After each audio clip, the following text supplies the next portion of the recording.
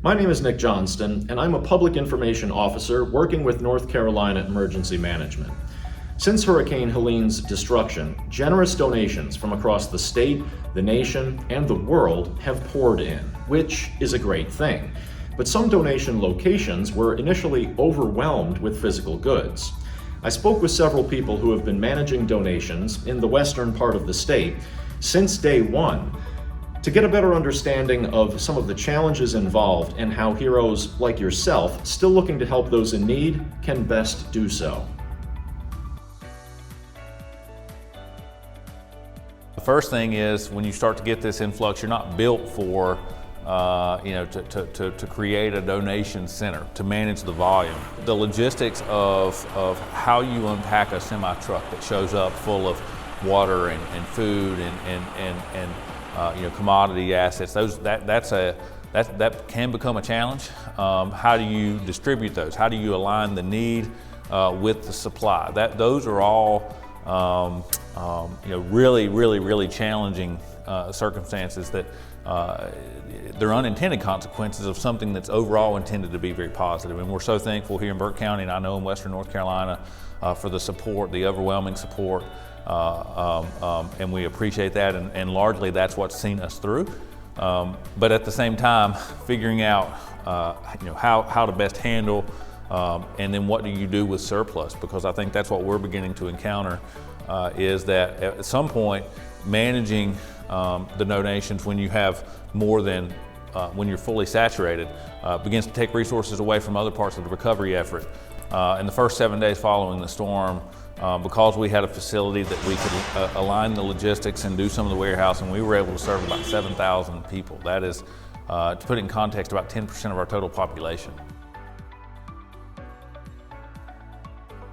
So at the height of our operation, we had about 100 trucks a day, and in here we had 140 volunteers working every single day. So that was our average number of volunteers, and we would fill anywhere between 6 and 8 trucks going out to distribution sites by 10 a.m.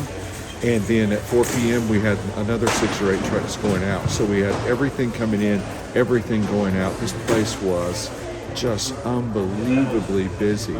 And so we knew once school started, our volunteers would have to go back to school, go back to work. So the Guard has been tremendous in helping us.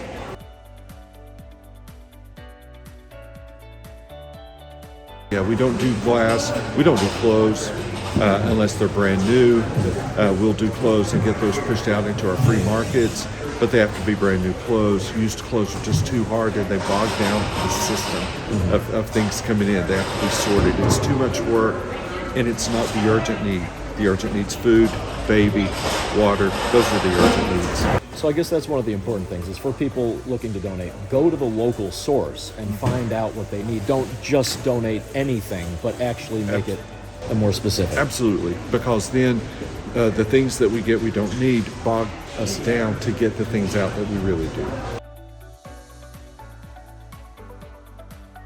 So anytime a disaster occurs, everyone who steps up is a small piece of the puzzle. We're all one piece of that puzzle, and everyone plays an essential role in taking care of their community and working towards recovery to support those individuals and families who so desperately need assistance. And whether you volunteer for local volunteer organizations, Baptists on Mission, so many organizations have surged into this community, and I would encourage folks just to continue volunteering and sign up with these organizations.